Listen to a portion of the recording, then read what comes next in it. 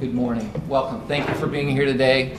We're very excited about what you're about to hear, and we hope when you walk out of here, you're as excited as we are. This is a big day for us. We've been working on this project for a year and a half, and we feel like we have a lot to be proud of. Bob Miller, Vice President of Operations at Advocate Roman Medical Center, and one of the other tasks that I have, which I feel more like is a privilege, is to serve as the chair of the Workforce Development Task Force as part of the BN Advantage. In that role, I have the opportunity to work with some folks, and you're going to meet just some of those folks today that are incredible. They're talented, they're innovative, and they're really engaged. And this has been going for a year and a half. And so we're very excited to be able to have this opportunity. So let's get right to it. What really brought you here today? Was it the food? Was it Friday morning? The opportunity to get out before you start your day? Or maybe you're going to go right from here to the golf course if it doesn't rain. I like to think you're here because you want to know more about this project. And so that's I think, what we all hope. So how are you building your talent pipeline? How are you really doing that? Is it technology? Is it people? Is it resources you have within your own company? Is it networking? What really are your mechanisms to do that? How do you recruit? How do you retain and cultivate? And who is helping you do that? If you're not doing it in-house, if you're doing it in combination with in-source and outsource, who is that? And we'd like to think by the end of today, you'll consider that you have a new partner in doing that, and that's this group, and that's our work that we're doing on behalf of the BN Advantage. So, just a little bit of background. The BN Advantage, I don't want to spend a lot of time on this, but at the same time, you need to understand the context of why we're a part of the BN Advantage. So historically, Bloomington Normal, and this sort of sets the stage for what the BN Advantage did in its inception, and that is historically understanding that Bloomington Normal has really been pretty fortunate in times of economic downturn. Have been sort of insulated, and this isn't going to continue. In fact, it's already starting to change. And so we as a community have to take action. So are we really poised for the economic growth that's occurring? It's not, it's going to pass us by if we don't take action. Are we really fully prepared to engage in the global economy? It's dynamic, it's changing, there's lots of things happening that are some of which are our control, some are not within our control, and we have to be prepared to move. There's innovation and technologies that are disruptive, that are creating very rapid change, and we have to be ready to move with it. Are we paying attention to the national and global megatrends, climate change, what's going on international and governance around the world? Those sorts of things are impacting us here in Bloomington Normal. We need to recognize that. And are we willing to overcome complacency? Because I think sometimes, because of the fact that we've been pretty fortunate here in the past, we tend to think we're going to be fine, and we just keep doing what we're doing, it's going to be okay. And that's not necessarily true. In fact, it's not going to be true, and we have to be willing to move from our complacency to a place of really taking off with the changes that are happening around us. It's real opportunity, though. It really is. And I think that's the way we have to view this. It's really sort of a defining moment for this community. I think we're well positioned.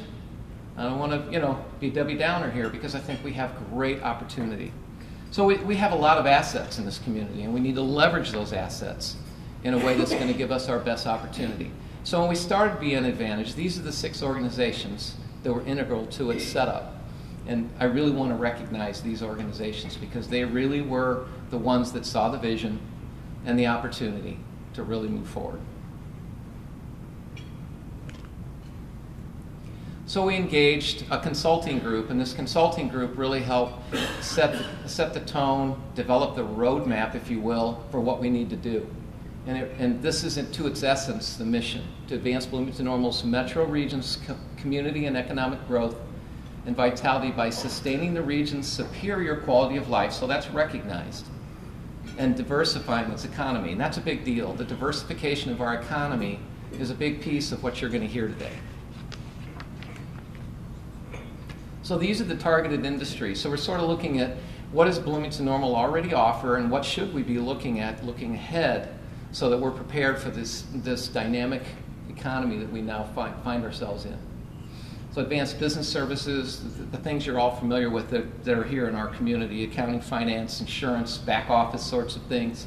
Agriculture is obvious, entrepreneurship, which is the largest driver of productivity and job creation in the U.S. right now. That's sort of shocking, isn't it? But that's where it's headed. And there are a lot of millennials, when they get out of school, they want to do that. And we got to be ready for it. Because if we aren't, they're going to go somewhere else.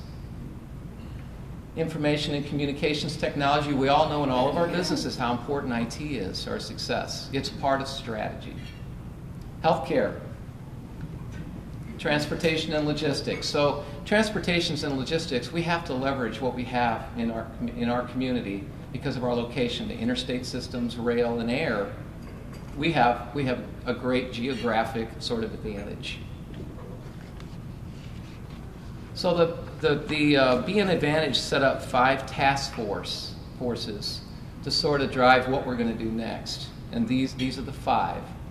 Marketing, communications, and you've seen a lot of that already because we now have the branding you see on the bottom left corner of the screen, BN Advantage. That's the branding or the logo of BN Advantage. And that's one piece of what that committee's been doing. Entrepreneurship, and you know now why that's so important. Quality of life and place. As you saw in the mission, quality of life and place is there. And that's an incredibly important component of all this. So we want to make sure we keep that front and center so we don't, once again, get complacent about what we have and we keep moving ahead. Indicators and metrics. We have to be able to measure our successes or our further opportunities. So development of those are critical, and so critical, there's actually a group that's focused on this. And then, wow, look at that one. Bolded and all caps. Which one is that? It must be workforce development. So, sort of like the mission of the BN Advantage, this is the mission of the Workforce Development Group. Champion the region's educational and training institutions, resources, and programs that will enable Bloomington Normal's existing and future employers to cultivate, retain, and attract talent that they need. So there are a couple things in here that I think that are critical to understand. Oh, I'm going to use this pointer. This is really great. Look at that. Educational and training institutions. Remember that. You're going to hear a lot about that in the next 30 minutes or so. And employers. Education and training and employers. Those two have to be linked in a way we've never seen before, and in order to get us where we need to go. So just keep that in mind. Keep that in the back of your mind. So these are the 3 key objectives, and believe me, when you look at the document, and when the consultant finished, we had a book that gave us that roadmap to success, not just for workforce development, but for everything and all the task groups that you saw listed. And it's comprehensive. And so Charlie and I in the beginning had to sit down and sort of figure out, all right, where are we going to start with this? Because there's so much here. And so out of that, from that goal, which was just for workforce development, because there were a lot of other goals that related to the other areas, we had to pick 3, and these are the 3 we chose. Improving communication and coordination between regional employers and education and training institutions to better prepare for the talent and skills needed. So again, it's improving communication and coordination. Coordination is a big, big deal, and that's what we found out really quickly, how difficult it is to bring everything to bear. Number 2, achieve and sustain a strong business, there it is again, business and education partnership, specifically K-12. And third, increase private sector participation in and support of mentorship, bless you, mentorship programs in the K-12 group. So really bringing the business community in so the business community can help support what needs to happen for education. It isn't in the classroom. It isn't all in the classroom. It has to be within the employers within our region so folks really understand it. So it's really about the employers listening to the educators and the educators listening to the employers. It has to be bi-directional. All right, so here's what happened on a moonlit evening, brisk November 2015. Charlie says to Bob, hey, what do you think about doing this? I'm like, well, what are we talking about? And so it went from there. So that's how it started. We had to determine the scope with our priorities, our resource needs, people, organizations, and the financial piece, all to understand what do we do next. And it was daunting. So the first draft wasn't pretty. So actually, if I'd written this, it would have been worse. But this is Charlie's writing, and this is probably not the first, to be honest, draft. This is probably the third or fourth. But it looked like he folded this up and put it in his wallet and carried it around with him. And you see on the bottom where it was getting torn. That's probably because we thought about scrapping the whole thing and starting over. But we didn't. So this sort of gives you an idea of the complexity of this thing, because we just were overwhelmed with, what's the current state? What's the desired future state? What's the gap? Who are we going to use? How are we going to leverage the resources? Just getting an inventory of the current state was mind-boggling, because every time we'd think we had it nailed and we had everything we needed to get started, we'd go, oh, we completely forgot about X. And then we had to go back and go, all right, how does this fit? And we don't want to offend this person, but we also want to make sure we keep this streamlined, and we want to make sure we do this in the right way, but not make it so unwieldy that we can't get anything done. So I've been sort of using this as I talk through what I need to do and what we need to do as a committee. We cannot boil the ocean. There's only so much we can do. And so we have to limit it and keep our resources, our people, and our time limited to focus on those few things. So in our own backyard, we had an expert. And this person is really set up to drive strategy and keep us focused on just those few things. Who's also an expert on education and understands the context it has to be in with the business world. And that person is Dr. Lynn Hafley, and she's here to tell you what's going to happen next about the strategic planning.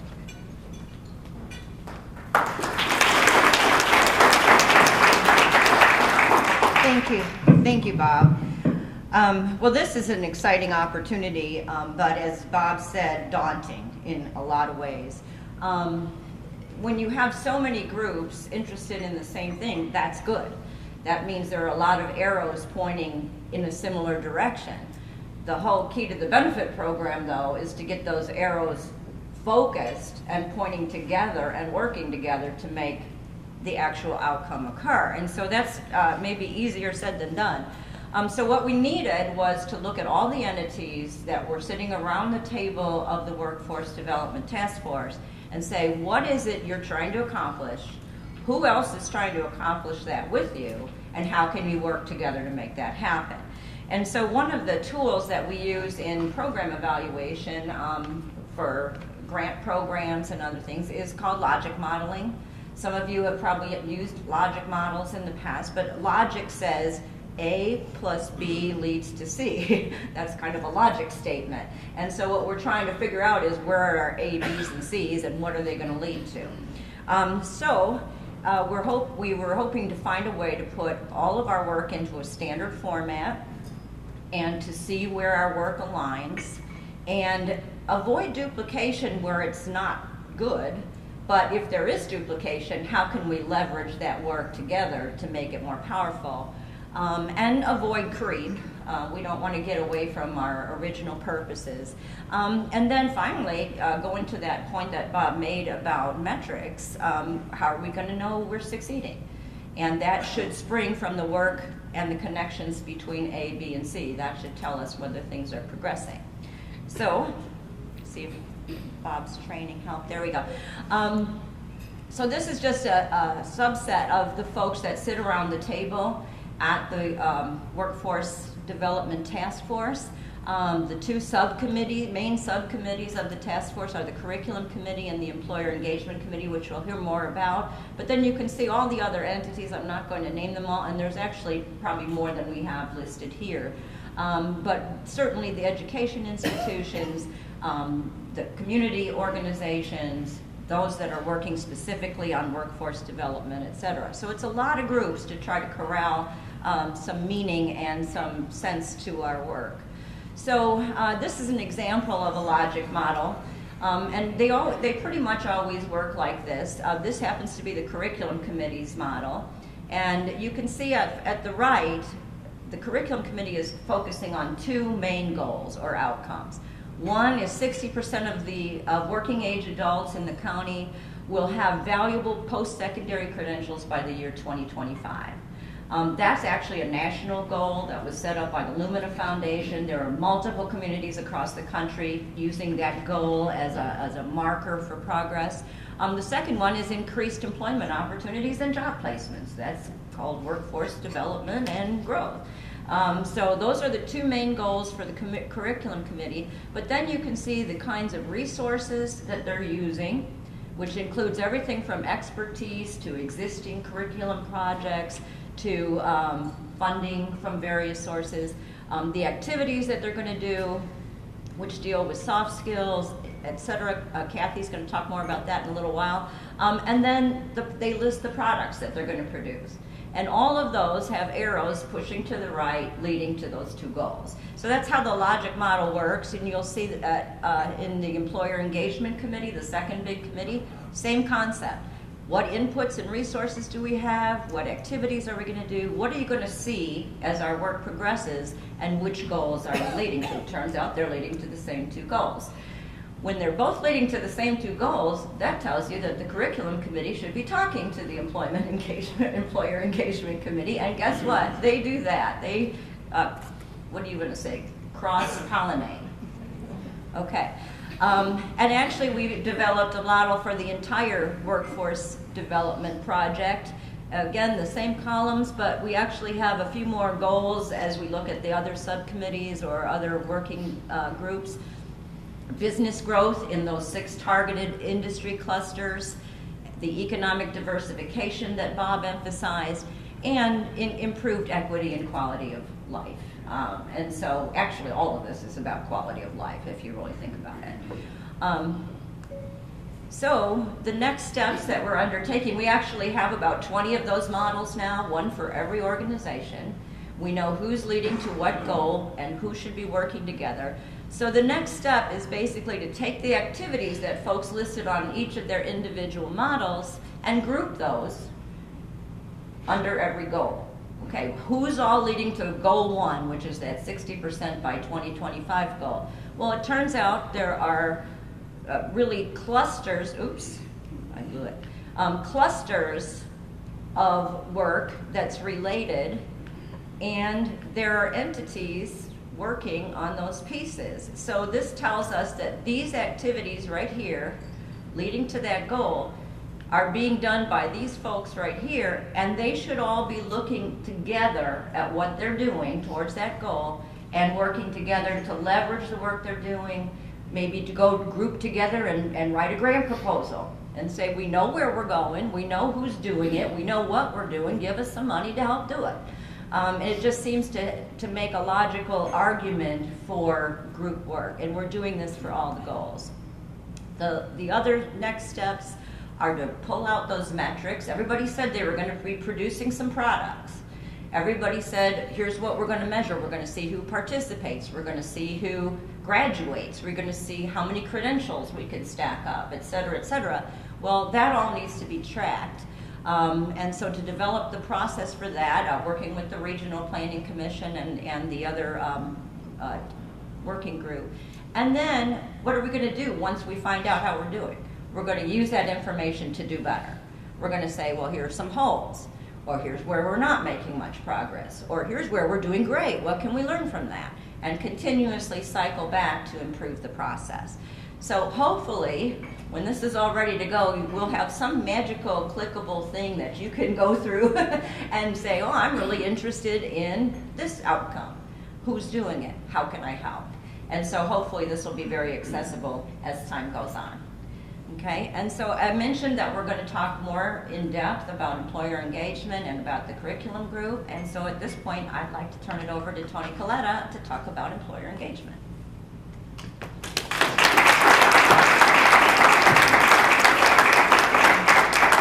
Thanks, Lynn.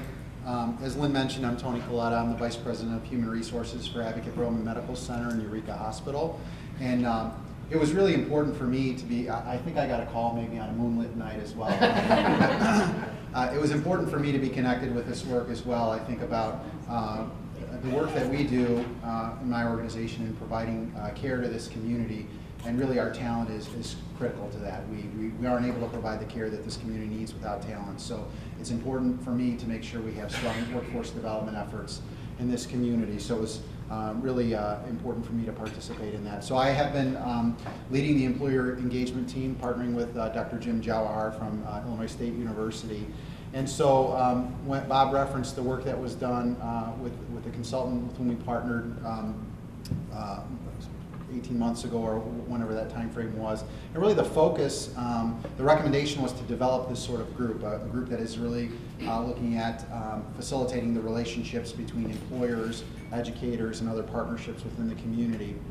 And so that was kind of the goal of this group at the outset. You can see seeking cooperation with representatives from business and industry as well as public workforce agencies, to ensure that the supporting experience, curricula, and instruction are closely aligned with the labor market. So really connecting educators with the private and public sector employers and making sure that what we're teaching is matching what the need is in the labor force. So that really was our focus, facilitating those connections between educators and employers. And you know, Bob used the term boiling the ocean. We know that we have to really have a pretty clear roadmap and things that we want to start with and clearly work towards and achieve. And so our initial 3 areas of focus you see referenced there. So development of a replicable assessment process, assessment of talent needs and skill gaps within the community. And that's really the substance of what I'm going to talk about today. We engaged in a talent assessment process really where many of you in this room participated or your organizations participated, and I want to share those results with you today. We also are seeking to develop strategies and tactics to retain or re-engage area students within the BN workforce. So the students that are here, whether it's K through 12 or post-secondary, we want them to understand the message of why they should consider remaining in Bloomington Normal and engaging in the workforce. And those folks who leave to leave the community for their schooling, we want to re-engage them back into the workforce. And finally, developing a platform to facilitate career and experiential learning by connecting area employers, educators, and students. And you'll hear a little bit more today about, we think we've identified some enabling technology to really make that happen. Really facilitate so it's easy for employers to engage in these workforce development efforts.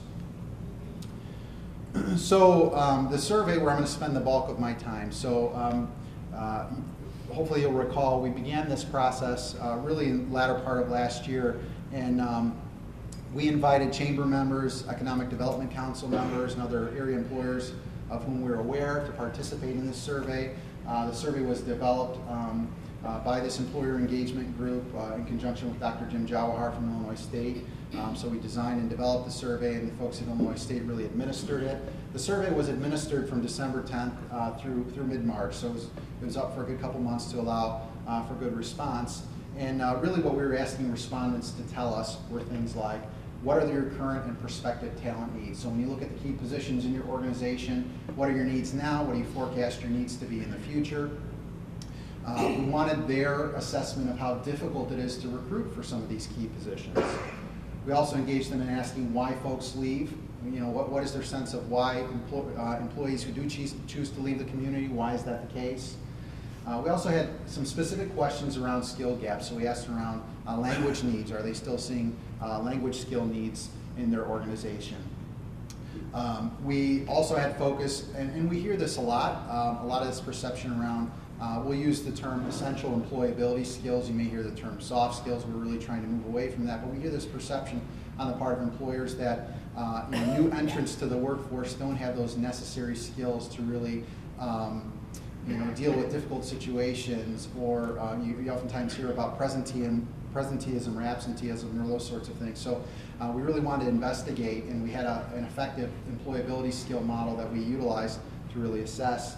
And the final piece there was this component around career preparedness activities. So we asked you, how interested are you in engaging in these various types of activities?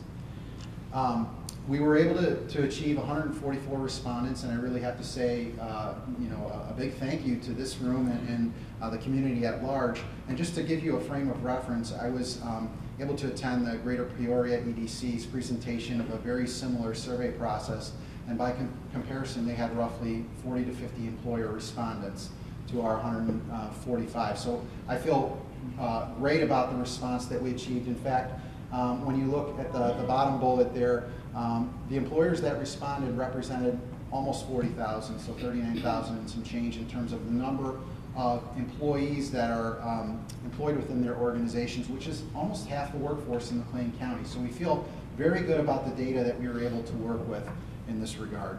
Some of the key industries we saw a response from: healthcare, finance, and insurance. We saw a response from all sorts of employers, big and small. So our other category was kind of large. So we really focused on the BN Advantage industry clusters, but we of course did want to capture data from other organizations even beyond those industries, and we did see a pretty large response from that other category.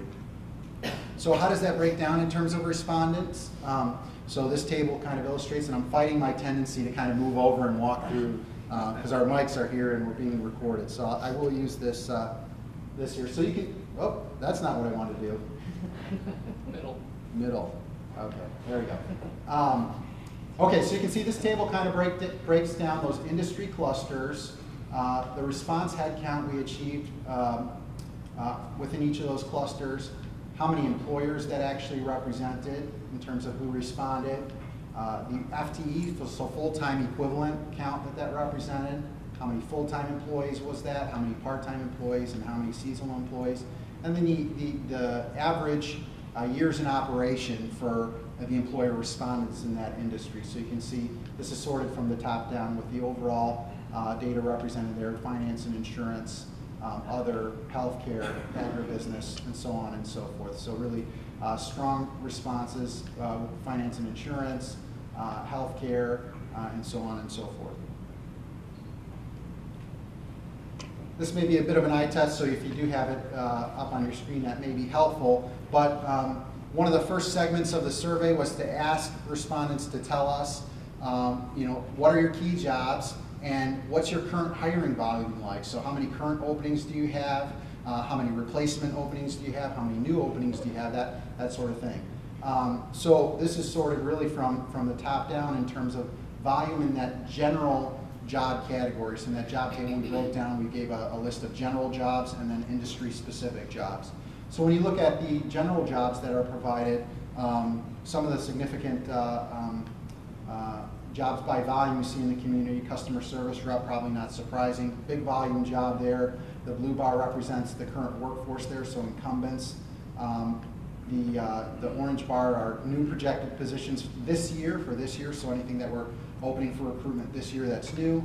And then finally, the green bar highlights any replacement positions. So you can often tell jobs where there's a fairly significant green bar, that kind of tells us that this is a little bit of a high churn job, so there's a bit of turnover with this kind of job. So generally you see customer service reps, helpers, production workers, accountants, auditors, janitors, cleaners, housekeeping, that sort of work, supervisors and administrative workers, and so on and so forth. You can see kind of the volume that exists in the community. So this is helpful information for our educators to use to see where are those key job groupings, where do we see the volume, what's the work we need to do to prepare folks for these kinds of roles. As I mentioned, the data we also broke down by industry clusters. So this just represents the various industry clusters and the key jobs that you see kind of represented within each of those. So in the finance insurance industry, insurance claims and policy clerks, I believe this was the role. So 756 current jobs, 16 replacement jobs posted, insurance underwriters, financial analysts. Up at the top you see bill and account collectors, so 205 current jobs represented by the state and the community, but just about a similar amount of number, 150 I think or so is the number represented there. And so a fair amount of churn in that job. Healthcare to the right there, we see registered nurses. No surprise, we're all sort of aware of that's a high volume job, big opportunity within healthcare. So that registered to the top for our industry in terms of the job opportunities that are present. The label here dropped off, but this is certified nursing assistant, the second one up, home health aides, and so on and so forth. In IT, you see computers and IS managers, network and computer systems, I believe that's engineers, database administrators, and so on and so forth.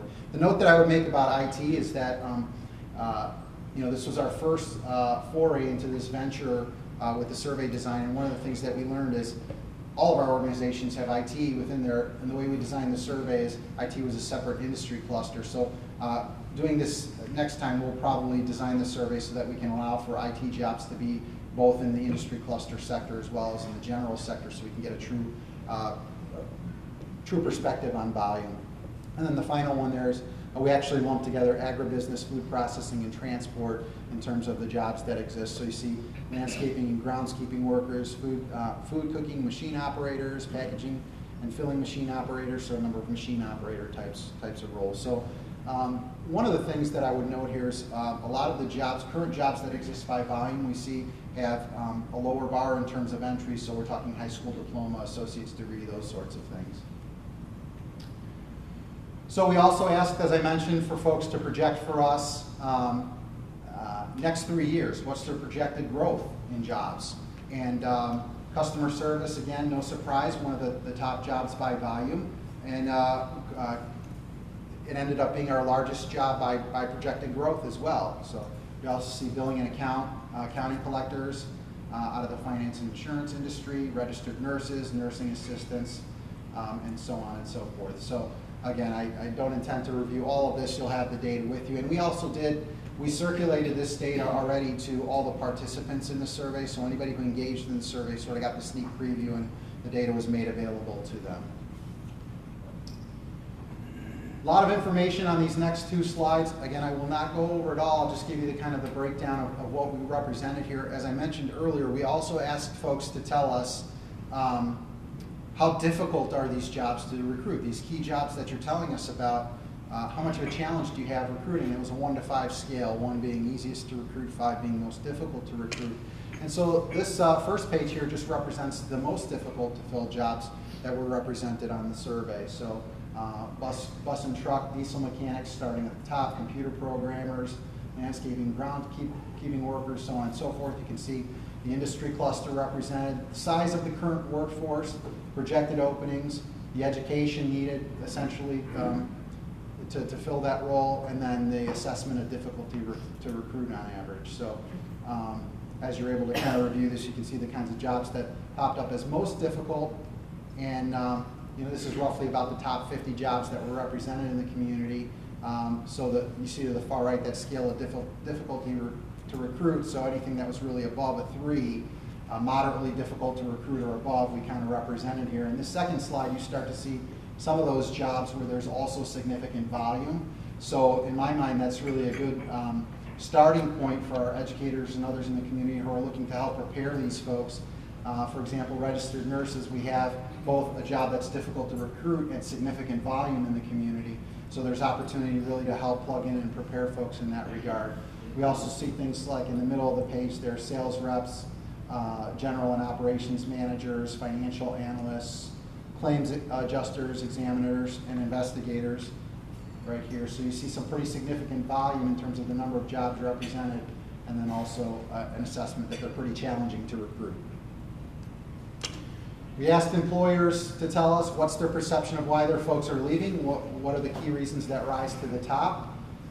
This graph is sorted from the top to bottom in terms of the things that are most often cited. So often cited is the 5-point on the scale, so the heavy blue bar, and then the scale moves down from there. And so you can see the bars at the top, higher salary, relocation for family, or other interpersonal reason, preferred benefits, are the more often cited types of things, which I think this really helped dispel some of the myth for us. We often think geography, climate, quality of life and place maybe are issues for folks, and really that's not the case. You see those things sort of at the bottom. Also, kudos to our public transit folks. That was really the least cited item, so it's not an issue of people being able to move around this community and get where they need to go. You see that sort of cited at the bottom there. We asked about language needs, and a pretty significant minority of organizations, about 35%, said yes, we do still have language needs, so we need our folks to be prepared in terms of being bilingual. Spanish language needs still rises to the top, so 78% of those folks responded said we still need help preparing folks with Spanish language skills. I'll talk briefly about the essential skills model evaluation. We're fortunate to have Dr. Amy Julian in the room. If you just want to give a quick wave to the audience.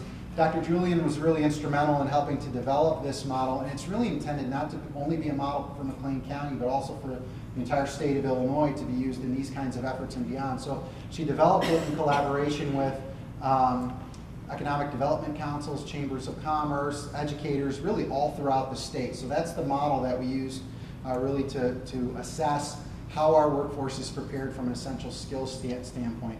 And a lot of information here. What you sort of just need to know is that we asked folks to evaluate the various skills that exist. You can see the skill area referenced on the left, the specific skill.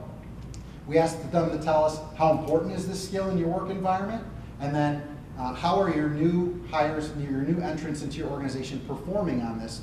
And the scale was 1 to 5 in both cases. So in terms of importance, from not important to extremely important, from performance not important to extremely important, or performance not well to extremely well performing. So a little tough to see some of these, but where those items that are have a red rectangle around them really are areas where we have congruence between this is both important and we're not scoring as well as we'd like to in this. So these are really our probably first areas of opportunity when our educators, and Kathy Tosh will be up in a moment, is going to talk a little bit about the work that educators are going to be doing to ensure that we're building these essential skills. So starting point would be these items where we have congruency there. So demonstrating respect for company time and property, accepts responsibility for one's own decisions, demonstrates minimum absenteeism, so on and so forth.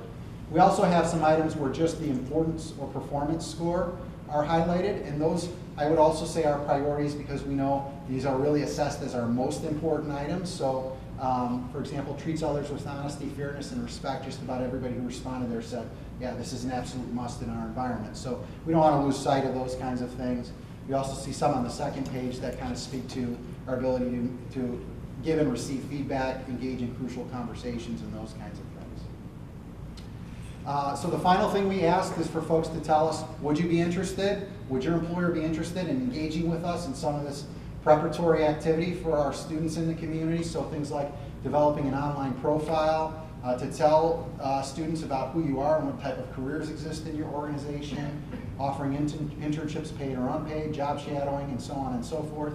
And the great news here is that you all responded and said, yeah, our interest is, we have some interest all the way on up to very interested. So there were very few employers who told us, no, we're not interested in any of these.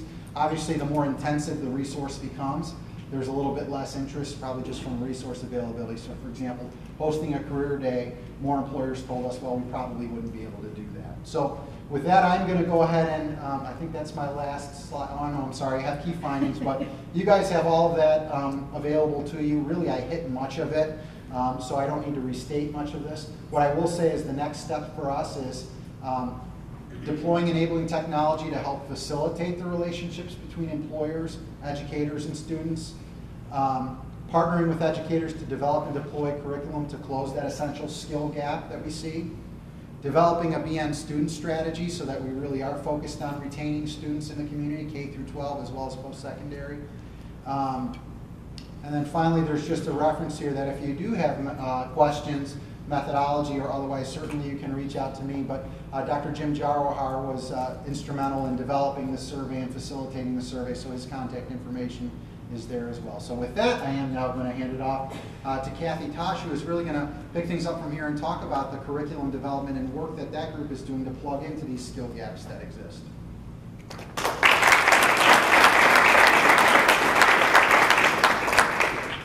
Good morning. These moonlit nights sound pretty scary to me. I was called at noon, so it's the middle of the day, so you're not safe anytime. Anyway, hi. This has been a wonderfully exciting effort to be involved in, and I'm really happy to be a part of this workforce development action plan and effort. Our curriculum committee started their work basically a year and a half ago, but I started with them just about 4 months ago. So we've kind of done a lot in the last 4 months, but they're a phenomenally talented group of people. And I want to emphasize that that curriculum committee is made up of educators at all levels, K-12, elementary, secondary, post-secondary, as well as employers. So it's been a really cohesive working group. Our intent is to basically look at the content strategies and resources that lead to the outcomes and the needs of the McLean County employers. So that's what we're doing, and we're doing it quite extensively. We opted to look at the end, going with the 7 habits. We decided to begin with the end in mind and said, what do we want our product to look like? What do we need to communicate to parents, to students, to educators, to employers throughout the community? So with that, we came up with 3 main purposes for a virtual guide that we will have available on each of the 6 industry sectors we've identified. And in the content of that guide, it will be broken down into the career pathways associated with each industry sector. So I'll talk about that in just a second. But we want to make sure that everybody understands the opportunities in workforce development and career pathway opportunities that are available here in McLean County. We want to make sure that they know the content and experiences that lead to good, valid industry certifications and credentials. And we want to communicate a coordinated community approach to workforce development in our county in those 6 industry sectors. With that, we decided to come up with the components of the guide. And I've already hit the purposes, and I'm just going to talk about a couple of these. Glossary of terms. Okay, how many of you get totally confused when you hear some of us educators talking? We use acronyms, and we have a definite education-ese about some of the things we talk about. So, the glossary of terms is going to put us all on a level playing field, and we'll talk about what kind of terminology we need to use. So, with that, I'm going to talk about career pathways. Is everybody familiar with what a career pathway is? Okay. We're talking, when we're using that terminology, because I'm going to be mentioning it a lot, we're talking about a group of occupations that are segmented in an industry sector. So, with information technology, and I'm going to take you to another slide, we have 4 pathways, and you'll see the 5th one. We pulled that out just because of the wonderful work that's been done with the EDC and Illinois State University and State Farm to start a cybersecurity program. But the first 4 are actual pathways in the information technology arena, and they have common occupations with common competencies engaged in each of those. So we talk about career pathways, which are coursework, technical skill work, as well as experiences that an individual gains as they progress through their schooling. Okay? So I'm going to go back. Then we're going to talk about the overview of essential employability skills, which Tony just mentioned, and the attainment incentive. So one of the things that we have opted to do, in keeping with our schedules for all of our instructors in the McLean County area, we're going to wait until fall to start doing assessments or surveys of how they are teaching various employability skills. But this summer, we're going to focus on working with employers. In July, we'd really like to pull together, in conjunction with the Employer Engagement Committee, we'd like to pull together some HR individuals throughout the employment community and talk about how do we incentivize students attaining these essential employability skills.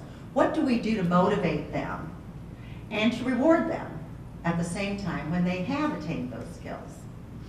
The other prong in that whole effort is, what do we do to document the attainment? How do we communicate to you all as employers that Johnny has actually attained the employability skills?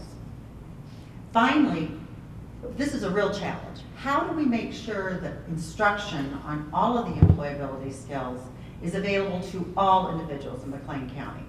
And we have our traditional students who are in school, but we have a lot of out-of-school, unemployed youth, 16 to 24 years old, that may not be in a formal instructional setting. So how do we give them access to the instruction throughout McLean County? So those are some of the questions that we want to try to tackle this year, or this summer. We're going to be talking about exploration of careers and career planning continuum from pre-kindergarten to post-secondary, through post-secondary. Some of you have probably heard about the PACE skills and experiences, but honestly, they really take certain lifelong experiences that students should have in their elementary years, in their middle school years, and in post-secondary and secondary, that give them career planning opportunities and real experiences. So we're going to talk about that continuum and really give a sense in relation to each of the industry clusters. Core curriculum requirements will have a little commentary on the state core curriculum requirements, which are academic curriculum requirements that are necessary. And then we're going to get into our industry sector pathway overview, career pathway maps, and instructor engagement and professional development. And I'm going to hit this one really hard because one of the things we have to do is we have to engage our educators. We're building on the extremely good work of what happens already in McLean County, and they need to be a part of this whole effort. So we really want to make sure we have a good plan to bring them in and share. Okay, I've already hit the IT pathways. We opted to start with a prototype in information technology with our virtual guide. Now this gives you a sense of what a career pathway map looks like, or what we're saying we're going to do. You have your 4 pathways down the left, right here, and up in the top you see some continuum experiences that I mentioned. So this is career planning and the continuum as the student progresses. And then here we have technical skills, and this gives you an idea of 3 different organizations in our community in McLean County and 3 different school opportunities and the coursework that they have available in the technical arena in information technology and related to those pathways. So let's take Maria. Maria is going to junior high, and she is in her 7th and 8th grade year, and she has had the opportunity to take an aptitude test to see kind of what her strengths are. She's had an opportunity to take an interest inventory to see where her interests lie. She's also been able to participate in exploration courses, courses that give her an idea of, oh, this is what it's like to work in agriculture. This is what it's like to work in information technology. So Maria's culminating her junior high experience, or middle school experience. She's in 8th grade. And she's working right now with her instructors and with a high school counselor on a career plan, an individualized career plan. And that career plan is what Maria is going to take with her into high school. But she's going to focus on information technology. So if you look at network systems, Maria's going to kind of start there. And computer applications 1 and 2, you'll see in most of these pathways because it relates to those pathways. And she's going to get more exposure in information technology through that course.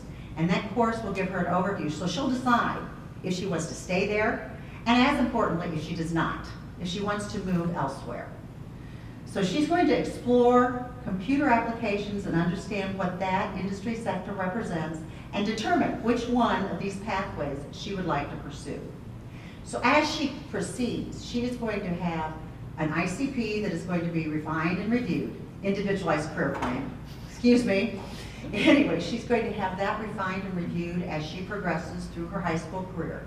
She's going to start thinking about work-based learning experiences and whether she needs to participate in an internship, job shadowing, any kind of employer opportunity or work-based learning opportunity. And then she's going to culminate with more detail and more intensive curriculum at the junior and senior level, where she will be getting dual credit for post-secondary placement, as well as a certification, possibly, or an industry credential.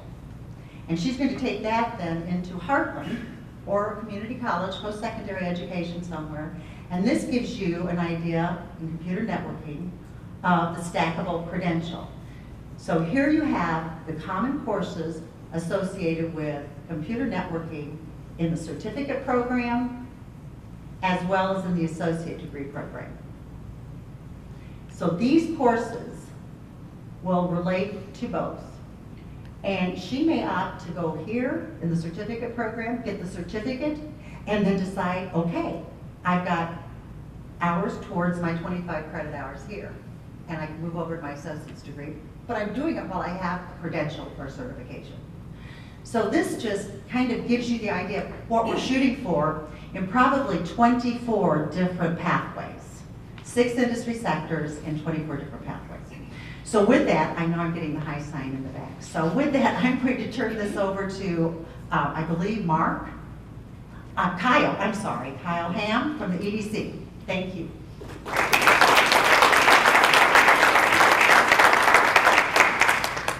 Just for the record, Charlie never calls me or meets with me when there's moonlight. It's usually dark and stormy when Charlie reaches out to me. So, I want to talk a little bit, just real quick, about our STEM initiative.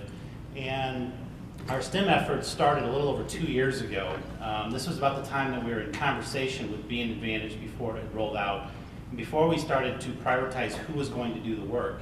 And Chamber was identified as doing the workforce initiative. So the STEM initiative is a workforce initiative, but we are in the process of migrating the STEM initiative to the Chamber. It's the right place to do, and it really shows that we're trying to streamline the work so that there's not duplication. But a little bit about the STEM initiative. So about 2 years ago, State Farm had approached our office about helping with talent attraction, specifically in the IT realm, so the T in the STEM initiative. At that time, about 2 years ago, in the month of July alone, State Farm had 600 people in systems retire. That was in 1 month, 600 people retire. And so you can imagine the volume just with State Farm alone of the amount of people that they need to hire with the T. And so traditional economic development has been about infrastructure, it has been about incentives and sites, but today's competitive communities, the next realm is talent attraction. And that's really what the STEM initiative is about, is how do we create talent locally to make sure that we're fulfilling the current needs within our local employers, whether you're a country or State Farm or others, but also using it as a tool to recruit new opportunities. So with that, national demand. Over the next several years, there will be about 1.1 million shortfall of STEM-related jobs, specifically in the areas of healthcare, agriculture, engineering, and specifically with skills in math. So the national demand, but it also is local demand that we have here, as I've mentioned with some of our businesses. Our local economy is STEM-driven. So when you look at our economies, really I talk about the core four: financial and IT, or I'm sorry, financial and insurance with Country and State Farm. Of course, agriculture, the largest producer, single producer of corn and soybeans in the nation, home of Farm Bureau and Growmark. Third is our 2 hospitals. I mean, healthcare is just booming and growing in the areas of STEM, and you've heard about healthcare. And lastly, education with our universities and our Wesleyan, ISU, and Heartland. So our economy is STEM driven. A lot of communities that have been historically manufacturing are trying to migrate to this. We've been doing this historically for a very long time, and so we do actually have a leg up when it comes to the STEM activities. Positioning starts with talent. As I mentioned, communities that create talent are going to win. A recent survey in Fortune magazine of Fortune 500 CEOs revealed that their number one concern of all the things they're dealing with was number 1, talent attraction, and number 2, cybersecurity. Currently, just to give you a talk about positioning, Illinois ranks Bloomington Normal ranks number 1 in Illinois in educated workforce, and we're ranked number 9th in the nation, and that is all metros of educated workforce. So that speaks volumes to what we already attain, but how we can build on that to become sort of a mecca in the Midwest as a place that has talented, educated workforce, and that will allow us to go out and attract new businesses to this community.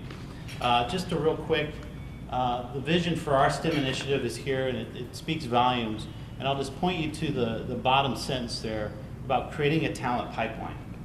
This pipeline starts all the way down at pre-K, getting kids at a very young age interested in the STEM activities, the STEM curriculum is really what we've been focused on for the last 2 years. Our goals are pretty simple. Number 1 is increase access and opportunities to students in STEM participation. 2 is about educators, creating capacity and opportunities for teachers. And then third, increase collaboration amongst businesses. You've heard that repeated theme. Businesses has to be hand in hand side by side with education to make all of these workforce initiatives work, especially in the areas of STEM, to create that talent pipeline. We just finished our strategic plan for our STEM initiative. We had a 2-day planning session through a grant with IBM, and we're in the process right now of working with the Chamber and Charlie of how do we hand over this 2-year initiative that has funded curriculum in several of our McLean County schools, over $300,000 in our defined learning, but we've also done dozens of training and seminars for students and teachers.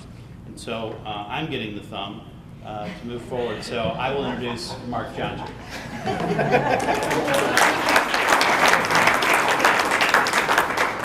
So both Bob and Tony shared with you what's the central issue that we really have when it comes to facilitating this pipeline growth of talent. And we need to address the business and K-12 partnership and communication mechanism. And so to do that, we need, as Tony alluded to, an enabling technology. And we think we have a solution for that. Oops, I did the same thing. If you have a student who is a middle schooler or a high schooler that you, in McLean County, you're probably familiar with that they've gone through career cruising in their school. And career cruising is a career interest inventory program that is provided by Tom Fraser at the Bloomington Area Career Center. So all our middle school kids go through and do that career interest inventory. They provide an enhanced platform for employer engagement between students, schools, and businesses, and that's called Inspire. And so Inspire, it is basically, as you read that middle part there, it's what helps us bridge the gap between employers and the future workforce by providing online tools that make meaningful connections. And that's what we need, meaningful connections. So how we accomplish that is through the platform itself. Depending on your business's level of resource and interest in engaging, there's a wide spectrum of engagement that you can do. It can be as simple as an online profile about what your business is and what opportunities there are, all the way to full-blown internships, paid or unpaid, and everything in between. So things such as career coach mentoring discussions, space for articles, and then messaging tools. One of the most popular features is one-to-one messaging between students and either the employees in the businesses that have specific jobs, so that students have the opportunity to ask an architect what they do. They can ask a mechanic what they do. They can ask any number of questions to med tech at a hospital, things like that. So this is designed to provide that opportunity for engagement. This is a screenshot of the website. We will send you active links so you can look at it when you have more time. But what I would tell you in summary is that this is what our workforce development group has identified as our engaging technology platform. I will share with you that many other communities our size in Illinois have engaged in Inspire and are utilizing it. Peoria, Quad Cities, Decatur, Springfield. Champaign is about at the same spot we're at, looking at bringing it online. So I will tell you that other communities are using it, they find it very valuable, and we believe this is something that we need to invest in to help facilitate the opportunity for our kids and our employers to make those connections and continue to grow our pipeline. So with that, I'm going to turn it over to David Taylor.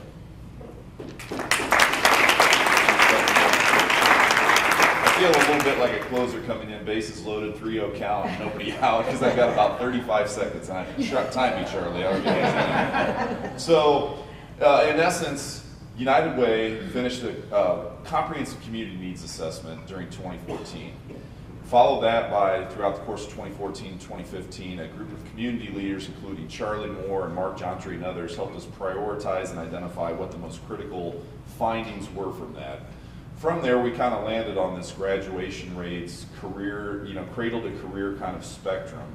And what I'll leave you with, because again, I have about 20 seconds left now, is Google an article, 2012 Stanford Social Innovation Review, Collective Impact. That's the model that we're following in trying to align ourselves with initiatives like Be an Advantage. And one of the key components of collective impact is we're not trying to reinvent the wheel. We're not trying to put anything new out there. We're trying to create better system alignment. with what's happening and the resources that are already available in the community. And that's really, in essence, what United Way is trying to do with our work around graduation rates and community development and how that aligns with being an advantage. And with that, I think I got 30 seconds in, and who am I turning it over to, Bob? Here you go, Bob.